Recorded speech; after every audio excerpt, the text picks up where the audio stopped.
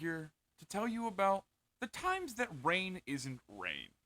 What happens when the stuff coming from the clouds is no longer just water? Now, we all know what rain is, and before we can get into the wacky kinds of rain, we have to truly understand the regular kind of rain. So let us begin with the three main types of rain. For starters, we have convectional rainfall, which is when the sun hits the ground, heats up the water that's on the ground or in puddles, and it goes up into vapor, makes a cloud, and it rains. And a very simple way to understand it is imagine you had a big pot of boiling water. And with the atmosphere and the sky being colder, it wraps itself around into these big vapor clouds up in the air, and it makes rain. So the hot goes up, condenses in the cold, makes rain. The second main type of rain is orographic rainfall, also known as, man, there's a big thing there, rain. Best explained by if there is a large source of water, whether it be a lake or an ocean or what have you, and also some natural or potentially unnatural terrain, making it impossible for the lazy old cloud to float over. You see, clouds like to stay in their little range of height, and they don't particularly like moving around things, or specifically over things. So they just kind of stop in their one little spot and just start spitting out rain on the one side, causing it to grow green, luscious, well, forest. The other side, however, becomes a bit of a desert wasteland. Think of it like California. How on the one side you have all this forest, and then the other side is just pure desert. The third type of rainfall, my personal favorite type of rainfall, and yes, of course I have a favorite kind of rainfall. Who doesn't? Don't be weird. Frontal rainfall. When hot and cold climates clash, rain makes in the middle. Think about it like this. Think you have a being of fire and a being of ice. Two big temperatures, both opposite and diametrically opposed. Hot wants to go up, cold wants to go down. When two big walls collide, they fight in the center, trying to swirl themselves into their own positions. Cold is trying to weasel its way down, and hot's trying to force its way up on top as it should. And the resulting conflict leads to rain. Now we can get into the weird types of rain. Let's start with the most common type of thing falling from the sky rain, which is fish rain. Well, it's not that hard of a concept to put two and two together. Fish come from water, rain is made of water, and clouds need water from somewhere. So sometimes, when you get some big strong winds that are sucking up water, such as hurricanes or tropical depressions, it could sometimes scoop fish out of the local ecosystem and just fling them across with the wind, sometimes keeping them alive in the process due to the water in there.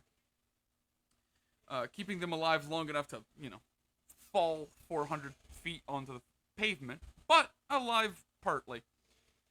The next kind of not rain that I will be talking about is spider rain, most commonly in Australia, a frequent occurrence of spiders, dubbed spider rain, but not necessarily rain related. Unlike fish rain that's actually part of a cloud that rains, spider rain is more of a giant cotton candy of terror and death. So hopefully you don't have arachnophobia or trypophobia, because both of them are going to be having a field day right now.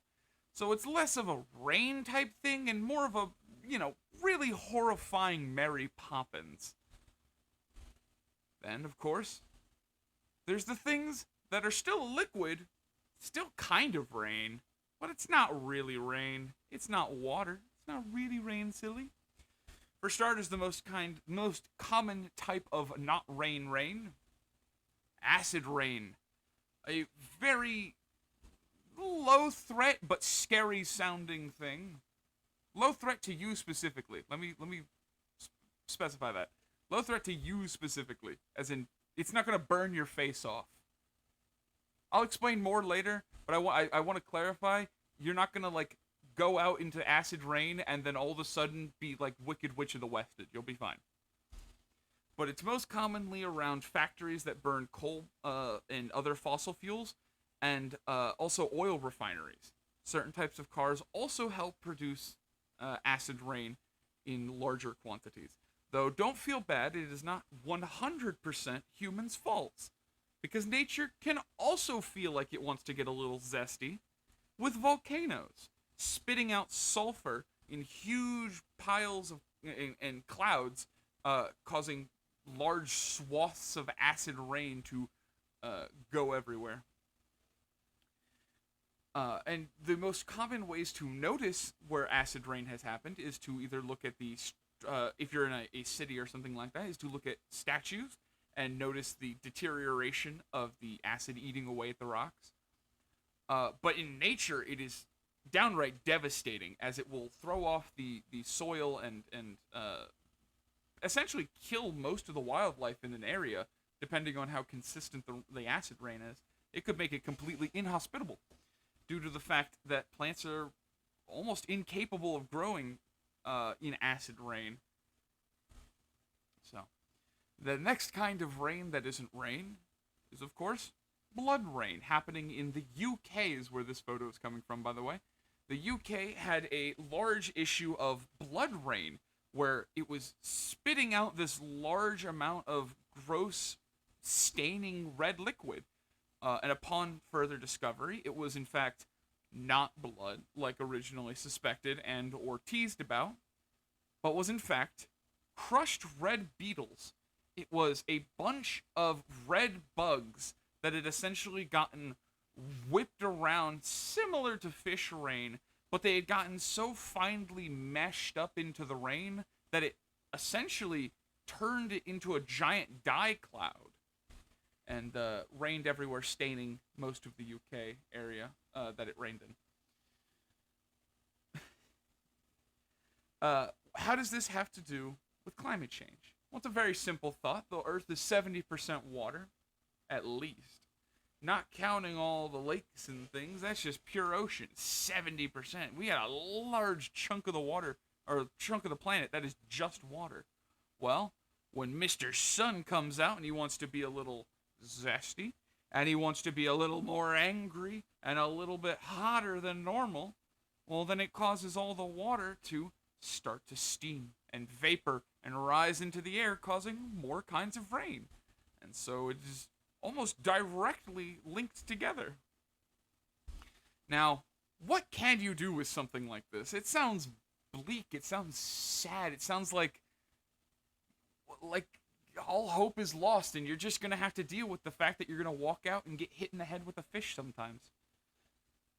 But what if there are ways to help mitigate such problems? Well, if you're wanting to mitigate something like acid rain, a good start would be alternative fuel sources, such as wind power, solar energy, hydropower, bioelectricity, and even geothermal power can help die down on the need for fossil fuels that allow acid rain to become a thing. Another thing you can do to help, if that's not your style of, building up a wind power section from yourself, or, tearing down lots of land for solar energy, you could also write your congressman, write a governor, write any politician of power and tell them you want change. And tell them how you'd want change. And if enough people do it, and enough people are heard, then maybe it can be changed. Now, if you're worried about other kinds of rain, such as the fire, or such as the spider rain, the best thing you can do is set the entirety of Australia on fire. But they've already tried that, and it didn't really work out that great. So I think you're just going to have to live with those kinds of rain. But if you want to get rid of rain altogether and have no kinds of rain, well, you better start sipping. I hope you all enjoyed my presentation on the different types of rain. I hope you all have a great day.